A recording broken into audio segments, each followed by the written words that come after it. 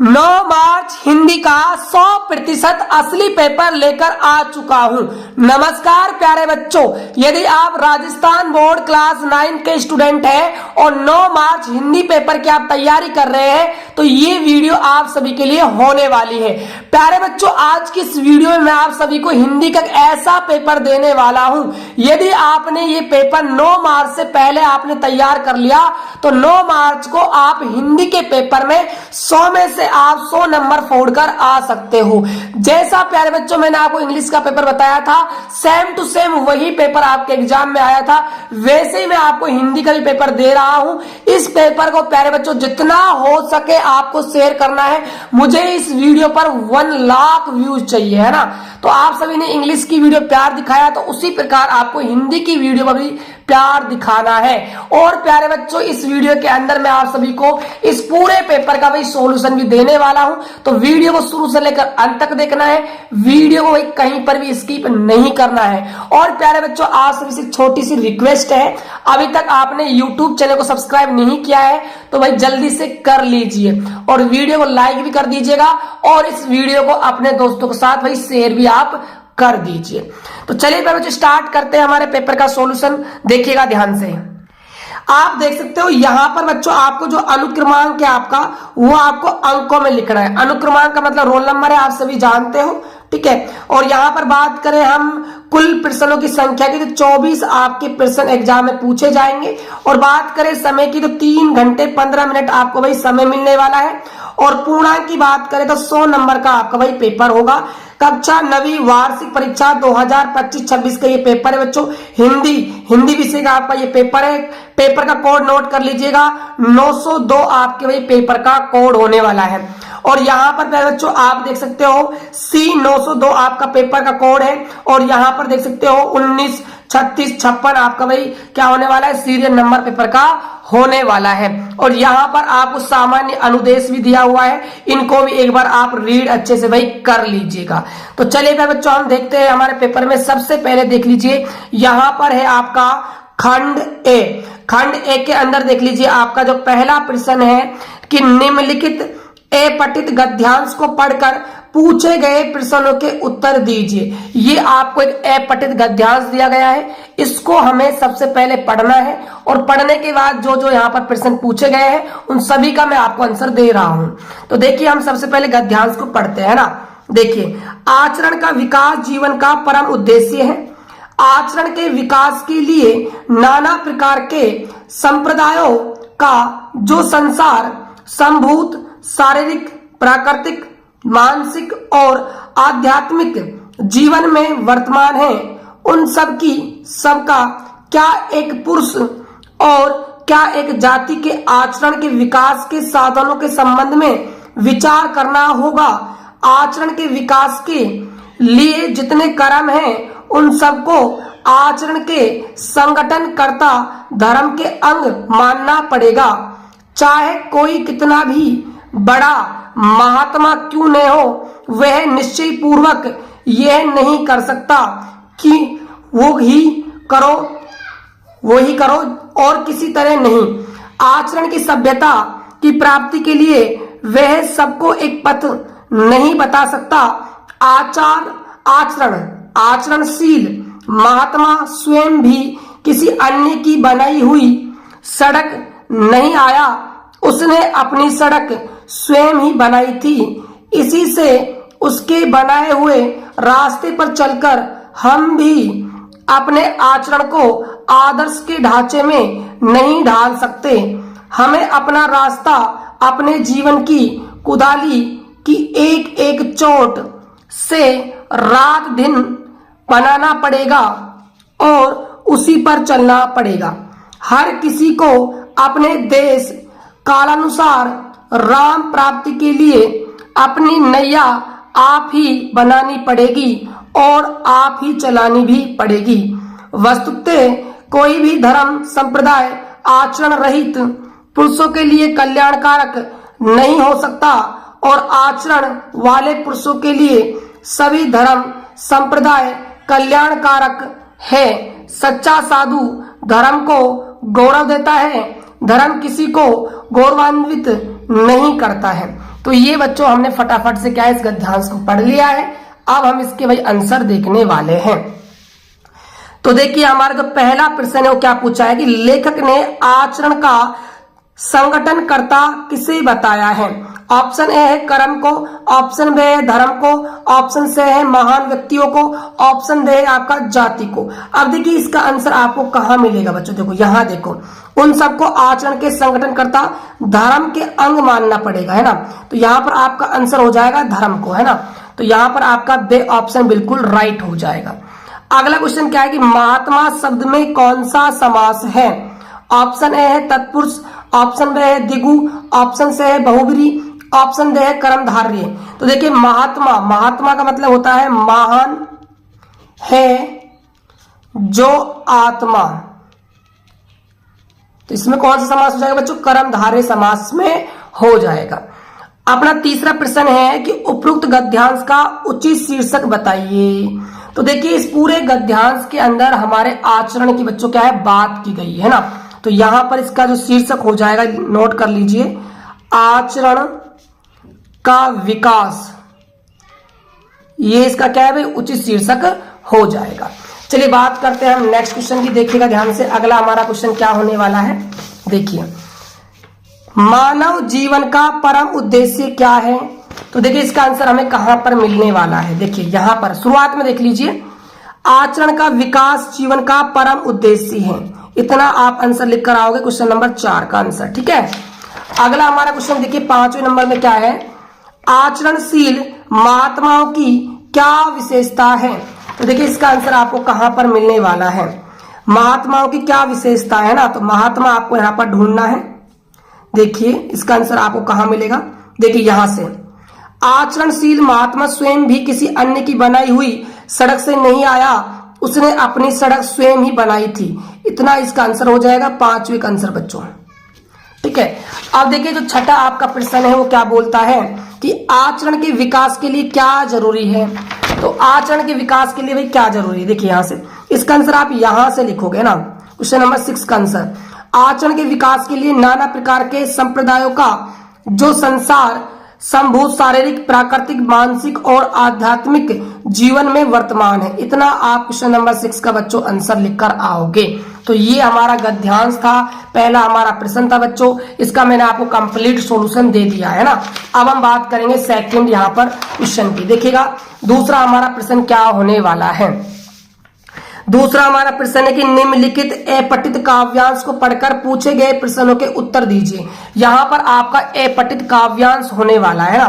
तो इस काव्यांश को एक बार आप अच्छे से पढ़ते हैं और फिर इसके भाई आंसर मैं आपको बताऊंगा, है ना। देखिए नीलांबर है ना, नीला अंबर परिधान हरित पट पर सुंदर है, सूर्य चंद्र युग मुकुट मेखला रत्नाकर है, नदिया प्रेम प्रवाह फूल तारा मंडन है, बंदीजन खग विंद शेष फन सिंहासन है, करते अभिषेक पयोध है, बलिहारी इस देश की है मातृभूमि तू सत्य ही सैगुण मूर्ति सर्वेश की, जिसकी रज में लोट लोट कर बड़े हुए घुटनों के बल सरके सरक कर खड़े हुए, परम हंस सम बाल्यकाल में सब सुख पाए, जिसके कारण धूल धूल भरे हीरे कहलाए, हम खेल कूद हर्ष युत, जिसकी प्यारी गोद में है मातृभूमि तुझको निरखे क्यों न हो मोद में। तो यहाँ पर मातृभूमि की बात की गई है बच्चों, ठीक है। तो देखिए यहाँ पर आपका पहला प्रश्न क्या है कि कवि किसके बारे में वर्णन कर रहा है। तो बच्चों पूरे काव्यांश में आपने देखा होगा कवि जो है मातृभूमि के बारे में वर्णन कर रहा है। तो इसका जो राइट आंसर है आपका ए ऑप्शन हो जाएगा मातृभूमि। अब बात करते हैं हम दूसरे प्रश्न की, करते अभिषेक पयोध है। पयोध शब्द का अर्थ क्या है बच्चों, है ना। ऑप्शन ए में है सागर, ऑप्शन बी है बादल, ऑप्शन सी है नदिया, ऑप्शन डी है आपका अमृत। तो देखिए यहाँ पर जो पयोध है बच्चों, इस शब्द का जो पर्यायवाची जो शब्द होगा वो आपका बादल होगा। तो यहाँ पर आपका बे ऑप्शन राइट हो जाएगा। अब बात करते हैं हम तीसरे प्रश्न की, उपरोक्त काव्यांश का उचित शीर्षक क्या है। तो प्यारे बच्चों इस काव्यांश के अंदर मातृभूमि की बात की गई है, तो इसका शीर्षक हो जाएगा मेरी मातृभूमि। क्या हो जाएगा, मेरी भूमि इसका क्या है, उचित शीर्षक हो जाएगा। चौथा हमारा प्रश्न है, कवि ने पृथ्वी का परिधान किसको बताया है? तो देखिए इसका आंसर कहां से आप लिखोगे, तो देखिए कवि ने जो पृथ्वी का जो परिधान है बच्चों, है ना, वो नीले आकाश को पृथ्वी का परिधान और हरियाली को उसका क्या बताया भाई, वस्त्र बताया है। ठीक है, ये इसका आंसर आप लिखकर आ सकते हो। चलिए मैं इसका आंसर आपको यहां पर लिखकर ही बता सकता हूं। चौथे का आंसर नोट कर लीजिएगा, मैं लिख रहा हूं। देखिए, कवि ने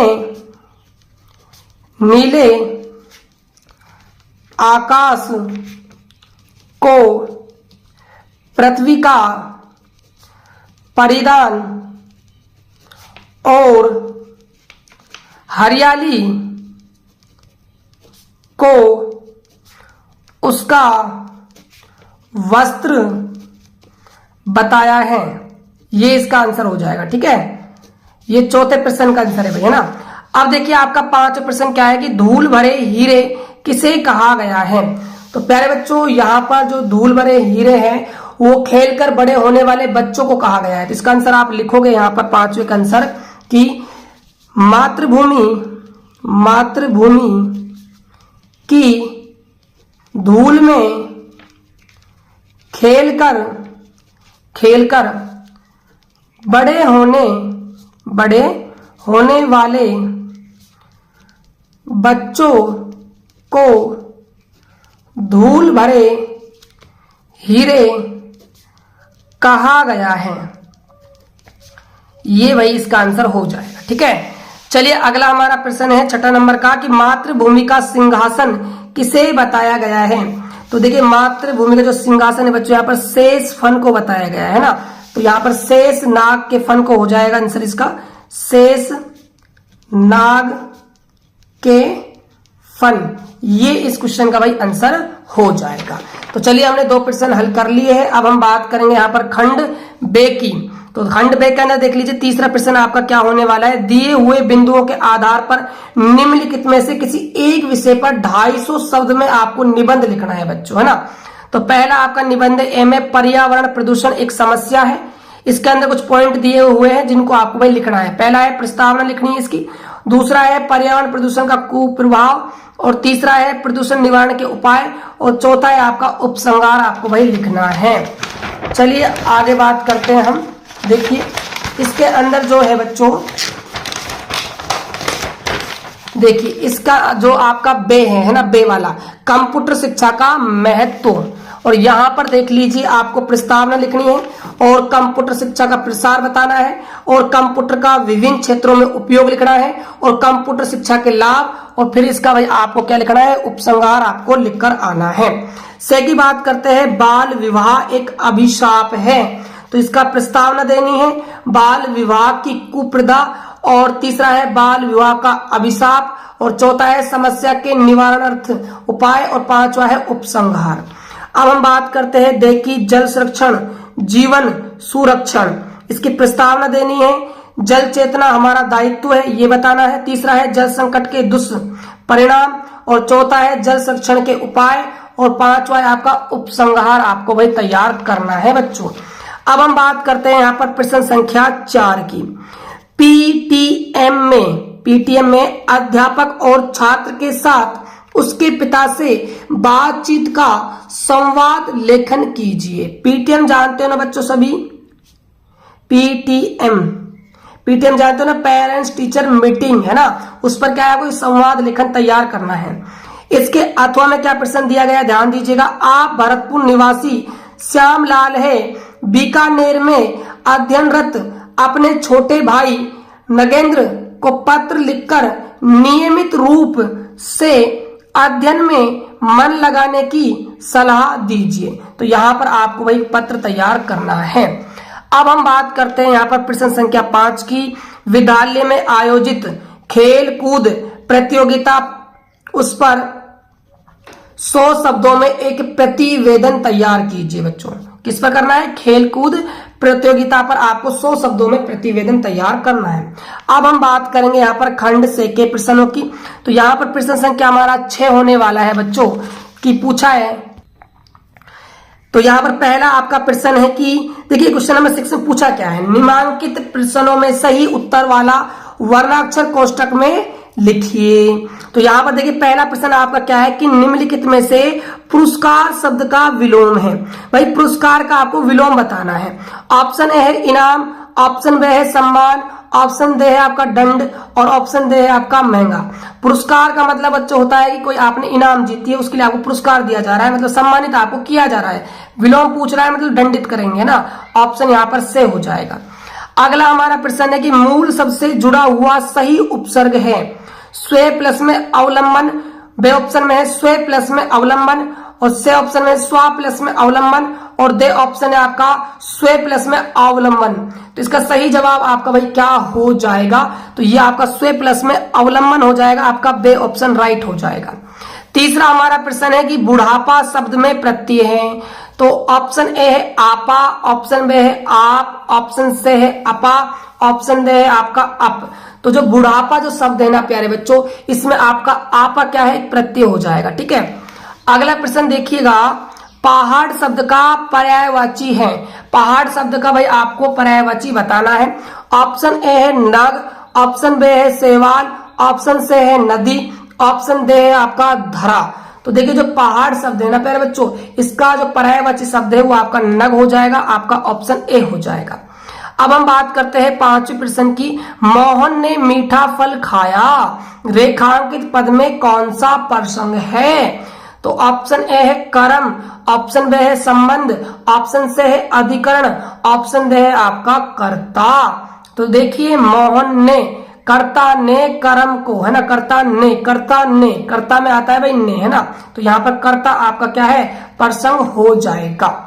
चलिए अब हम बात करते हैं छठे प्रश्न की। वाक्य में से प्रसंग किसके साथ आता है? बच्चों से प्रसंग किसके साथ आएगा? तो ये संबंध के साथ आएगा, यहाँ पर बे ऑप्शन हो जाएगा।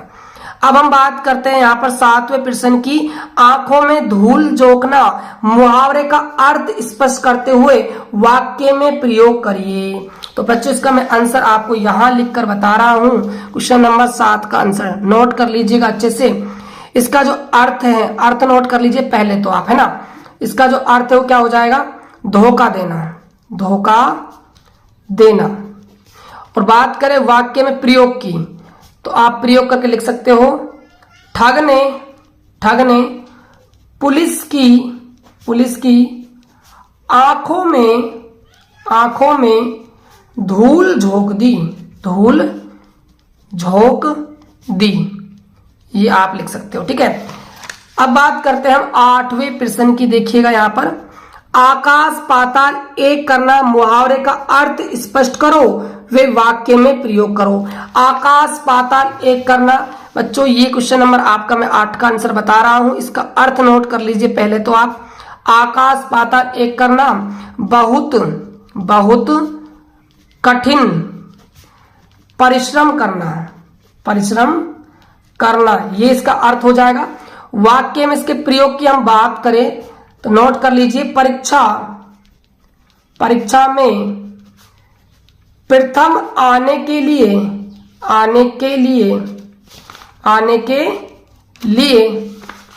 राहुल ने, किसने भाई, राहुल ने, आप अपना नाम भी दे सकते हो भाई यहाँ पर, है ना, आकाश पाताल एक कर दिया, ये इसका भाई क्या है, आंसर हो जाएगा। ठीक है, चलिए अब बात करते हैं हम अगले प्रश्न की। देखिएगा यहाँ पर, बच्चे चुपचाप अपना काम कर रहे हैं, नए प्रसंग का प्रयोग करो। यहाँ पर प्रयोग करना है तो आप यहाँ पर लिखकर आ सकते हो। नवे क्वेश्चन का आंसर बच्चों ने आपने यूज कर लिया है। चुपचाप अपना काम किया,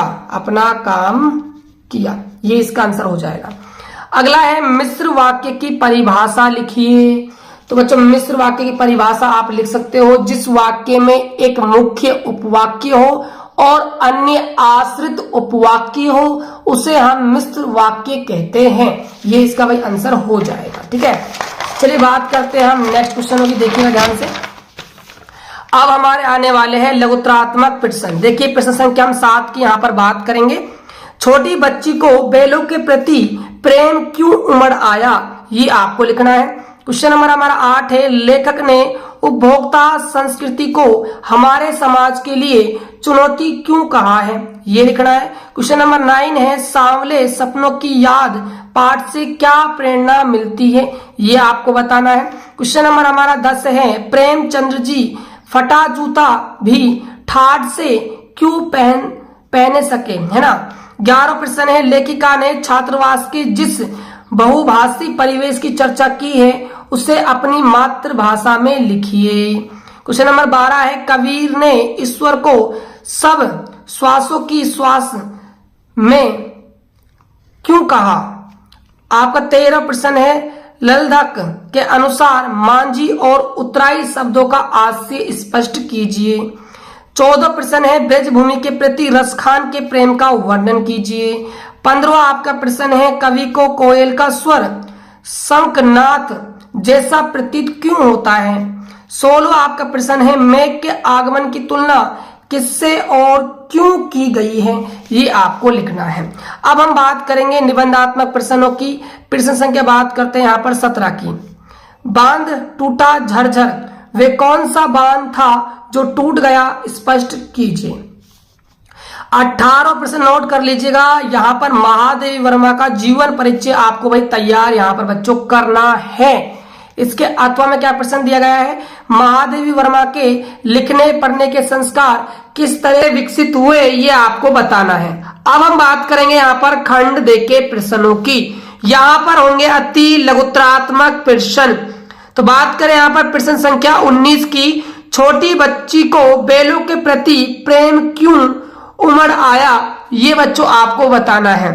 बात करेंगे क्वेश्चन नंबर 20 की। लेखक सुमति को अपने यजमानों के पास क्यों नहीं जाने देना चाहता था, ये आपको लिखना है। 21वां प्रश्न है लेखक ने भारत के किस प्रधानमंत्री को गांव की मिट्टी से जुड़ा हुआ माना है और क्यों, ये आपको लिखना है। अब हम बात करेंगे यहाँ पर लघुत्रात्मक प्रश्नों की। तो यहाँ पर देखिए क्वेश्चन नंबर जो आपका 22 है बेगम साहिबा की चारित्रिक विशेषताओं का वर्णन कीजिए। यहाँ पर आपको वर्णन करना है। और बात करें क्वेश्चन नंबर यहाँ पर 23 की। उपभोक्तावादी संस्कृति के विभिन्न दुष्परिणाम सामने आने लगे हैं, आप उनका उल्लेख करते हुए इनसे बचने के उपाय बताइए। अब बात करें हम निबंधात्मक प्रश्न की। तो यहाँ पर क्वेश्चन नंबर 24 देख लीजिए। लेखिका की नानी की आजादी के आंदोलन में किस प्रकार की भागीदारी रही, ये आपको बताना है। बात करें इसके अथवा वाले प्रश्न की। रीढ़ की हड्डी एकांकी में सामाजिक खोखलेपन पर निहित व्यंग को स्पष्ट कीजिए। तो ये था प्यारे बच्चों आपका पूरा हिंदी का पेपर जो आपका 9 मार्च को होने वाला है। तो प्यारे बच्चों आप इस पूरे पेपर को बिल्कुल सीरियस होकर आप तैयार कर लीजिए और इस वीडियो को आपको भाई शेयर करना है ना अपने दोस्तों के साथ। और चैनल को सब्सक्राइब नहीं किया है तो कर लीजिए। मिलते हैं नेक्स्ट वीडियो में, तब तक के लिए जय हिंद, वंदे मातरम, जय भारत।